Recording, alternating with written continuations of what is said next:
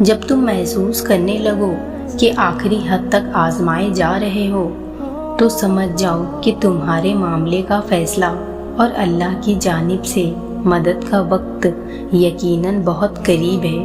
بس تم اللہ کی جانب سے آنے والے حکم کے انتظار میں صبر کرتے رہو۔ اللہ کسی بھی حال میں تمہیں دربدر نہیں ہونے دے گا۔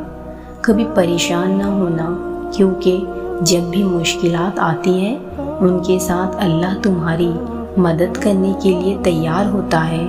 تم اپنی آس پر یقین رکھو اور دعا کرتے رہو، کیونکہ اللہ پر یقین رکھنے والوں کی دعائیں کبھی رد نہیں کی جاتی۔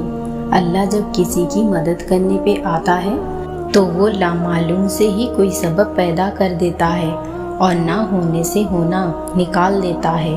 کبھی کبھی زندگی میں ہمارے پاس موقع نہیں آتے، لیکن اگر اللہ کے حکم سے ضرورت ہو تو وہ ہمیں راہ دکھاتا ہے۔ آنسو دعائیں ہی تو ہیں، اور ایسی دعائیں اللہ کبھی رد نہیں کرتا۔ سب سے خوبصورت رشتہ اور تعلق رب العالمین کے ساتھ، جس پر بھروسہ کبھی ہارنے نہیں دیتا، جس پر توکل کبھی غم میں مبتلا نہیں ہونے دیتا، جس سے امید کبھی مایوس نہیں ہونے دیتی، جس پر یقین کبھی خالی ہاتھ نہیں لوٹاتا۔ اللہ فرماتا ہے نا امید نہ ہونا، معجزے ہمیشہ مشکلوں میں ہی ہوتے ہیں۔ وہ برا وقت دکھا کر اچھا وقت دکھاتا ہے۔ وہ تمہارا دل مطمئن کر کے اپنی رضا میں راضی کرواتا ہے۔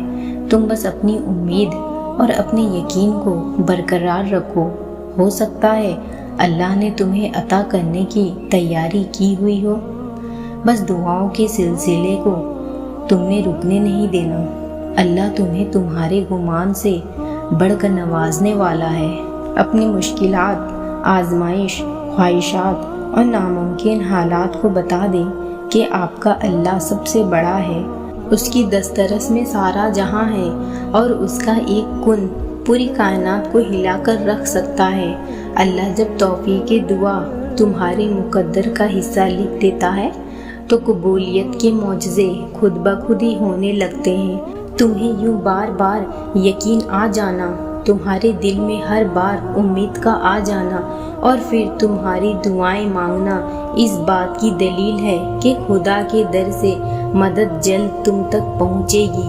تمہارے بے چینی کو سلجھن میں تبدیل کر کے تمہارے اندر ایک نئی امید پیدا کرتا ہے۔ بس وہ چاہتا ہے کہ تم ہمت رکھو، اللہ پر یقین رکھو۔